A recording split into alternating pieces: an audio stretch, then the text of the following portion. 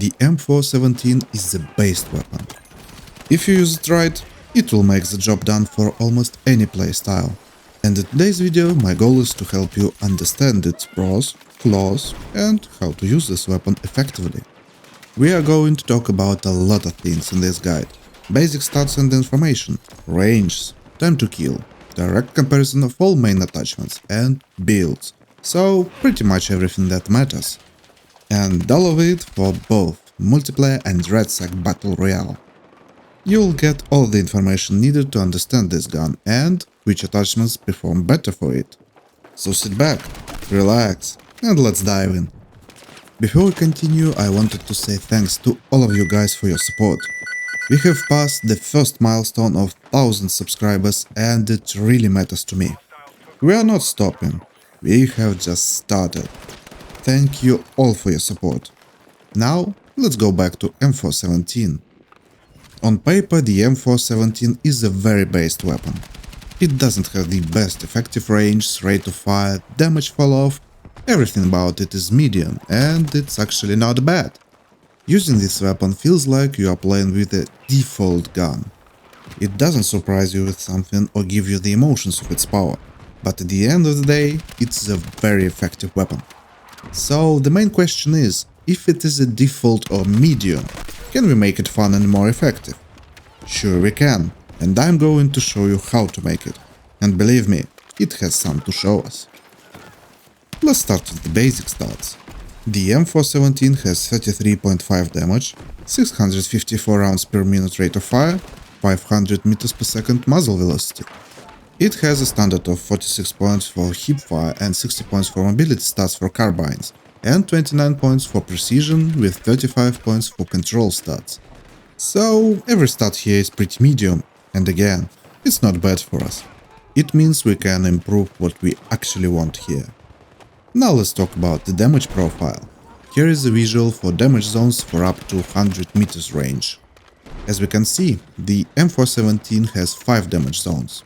The most interesting thing here is that zones 3 and 4 are not changing anything for us in terms of TTK and STK for multiplayer. But for Red Sack, it's a bit of a different story. To the body it deals 33.5 damage up to around 10 meters.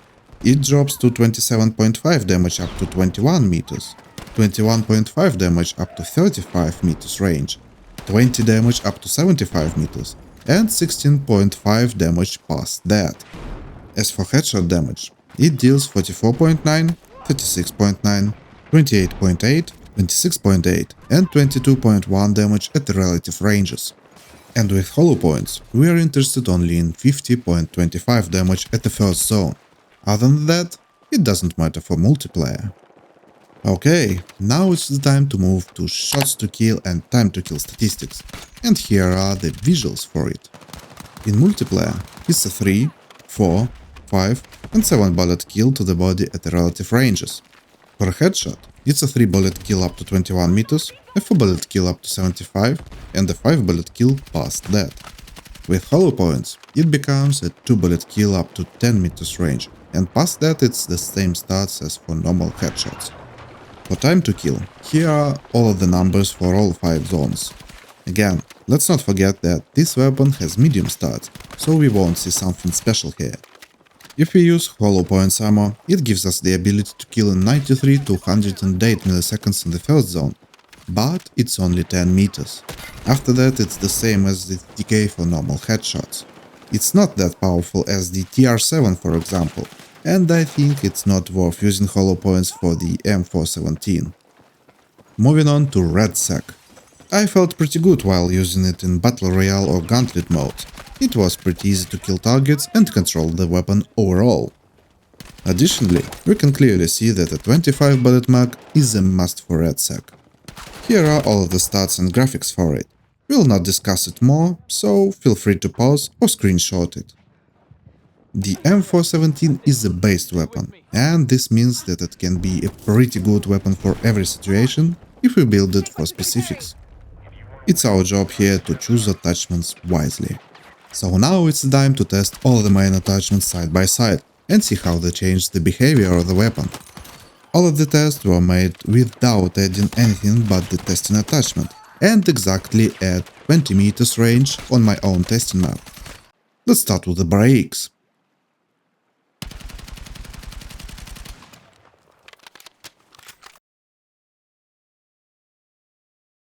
The first one is without muzzle at all, as a starting point. The 10-point double port brake is okay. The 20-point compensated brake is the best here if you want to make your recoil non-existent. The 10-point linear converter strengthens the spray pattern and is very viable for situations where you need your spray to be as straight as possible.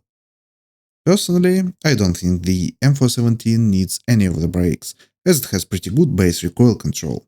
But if you want to use them for a build, the 20-point compensated brake and 10-point linear converter are the choices here. Moving on to suppressors. Suppressors are great, especially for weapons with lower recoil, or that are not hard to control, as the M417, and I believe they are the best pick for the muzzle section here. Let's look at direct comparison.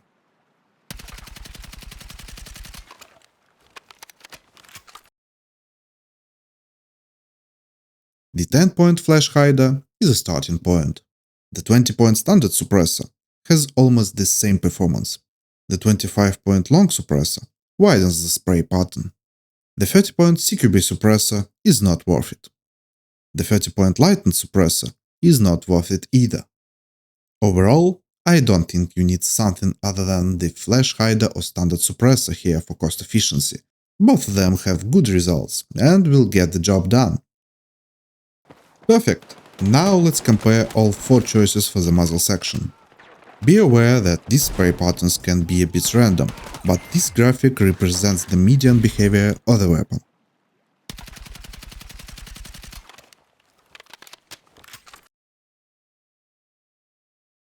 The compensated brake is the best for vertical recoil and is suitable for builds aiming for recoil reduction. The linear converter straightens the spray pattern and gives you the ability to make the balloon cone less. The flash hider does very well, and the standard suppressor is doing its job too. In this case, we definitely can use whatever we want, and it only depends on your build and playstyle. I have builds for you with both brake and suppressor, but we'll discuss them a bit later. Okay, now we are moving to the underbarrel section, starting with vertical grips. It's not a must pick for the M417, but it can be usable for builds for the most recoil control. Let's look at direct comparison.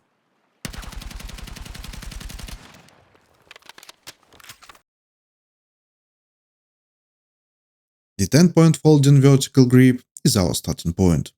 The 20-point alloy vertical grip is good here. The 20-point ribbed vertical grip is awesome and performs almost the same as costlier grips. The 25-point vertical grip is not worth it. And the 35-point classic vertical grip can be used only if you want the best possible stats for recoil. You don't really need any of the vertical grips for the M417. We are already shooting precisely and the recoil is controllable. It will be a bit of an overkill in my opinion. But if you want to make the most recoil control build, the 20-point alloy and ribbed vertical grips are the choice for their cost to performance ratio. Now for stubbies. I don't like to use stubbies in my builds, but they can be viable for the M417, especially for builds with brakes or a converter, so it will improve the flaws of such builds. Let's look at direct comparison.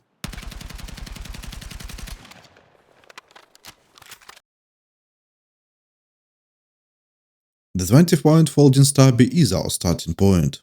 The 30-point ribbed stubby is not worth it. The 30-point canted stubby is not worth it either. The 35-point steeple stubby is the best here. The 45-point low-profile stubby is just straight up bad, and for some reason performs worse than any other stubby. Overall, the 35-point steeple stubby is the only choice here. Alright, now let's compare all 4 of our best choices for the underbarrel section. And I've added the slim vertical grip here, as I believe it's the best choice for such type of weapons.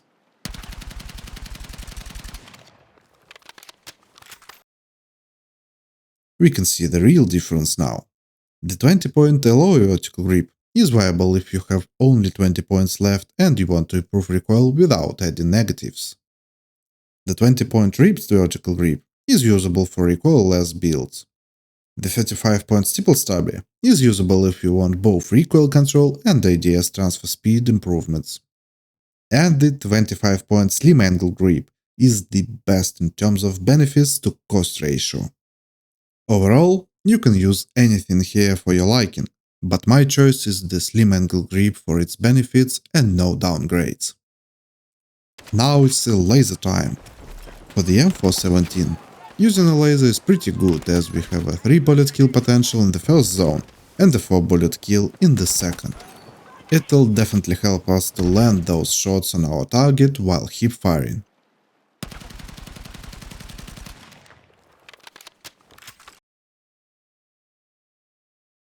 The first one is without laser at all, as a starting point. The red laser doesn't improve much and is worth using only while leveling up. The 10-point green laser is doing good. The 20-point green laser is the choice of mine for almost every weapon. The 20-point blue laser is actually decent here. And the 30-point blue laser is not worth the 30 points. For the M417, I can easily recommend using any of the green lasers for close quarter combat. And I have one fun CS style build for you that focuses on hip fire, which we will discuss a bit later. Okay, moving on to the builds section. We'll talk about 3 main builds that I believe are viable for this weapon, including my personal favorite, a fun hip fire and the recoil control build. The first build I call Equalizer. It's my personal favorite that I used while leveling the M417 up and had some fun time with. It combines everything good for this weapon and makes it usable for every scenario. In the side section, you can take anything that you like. After that, we need the 20-point standard suppressor, the 25-point slim angle grip, 10-point green laser, 15-point extended barrel, and the 25 bullet mag. If you want the 20-point green laser, you can switch the 25 bullet mag to the standard one, but I would not recommend it here. It's my personal choice for the M417, as it improves the most needed things for our gameplay. This build is aimed at making the M417 usable for close and mid-range, and improving overall usability. The suppressor passively improves our survivability, as it negates 3D and minimap spotting. The slim angle grip gives us a boost for ADS transfer time, a bit of recoil control, and negates the downgrades of other underbarrel choices. Additionally, this build lets us hip fire for first and sometimes second zone ranges. This build improves our hip fire stat to 54 points, control stat to 37, and precision stat to 30. I can easily recommend trying it out. You'll have fun with it. Second build is Old Schooler. This build is aimed at getting as much hipfire accuracy as we can to dominate first and second range zones using old school game methods. For the sight, again, take what you want here. Next we take 20-point green laser, a flashlight, a flash hider, short barrel, 25 bullet mag, and adjustable angle grip for the last 15 points.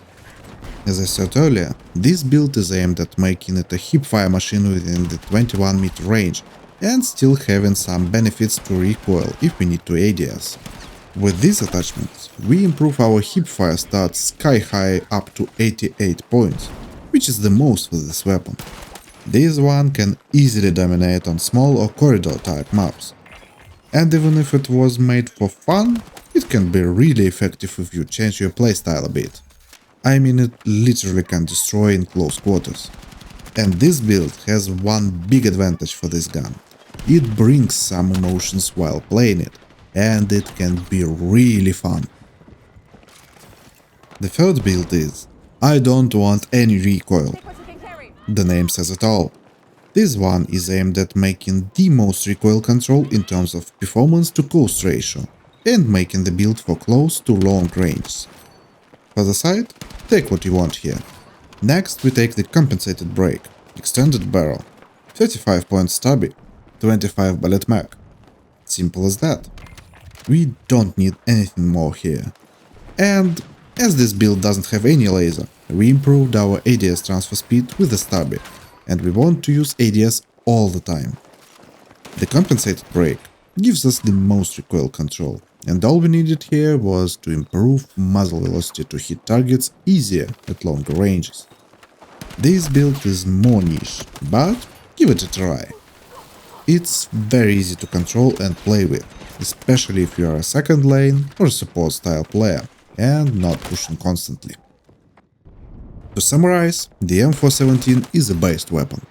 You won't need much time to master it or get used to it. But it doesn't mean that it is not effective by any means. The M417 can be very good in close range and for sure can give a fight at mid to long ranges. Let me know what you think about the M417 down in the comment section. And if you have any tips, feel free to share them too. If you liked the video, press that like and subscribe buttons for future content. And if you are subscribed, again, thank you so much for your support. Thank you for watching. See you next time. Bye bye.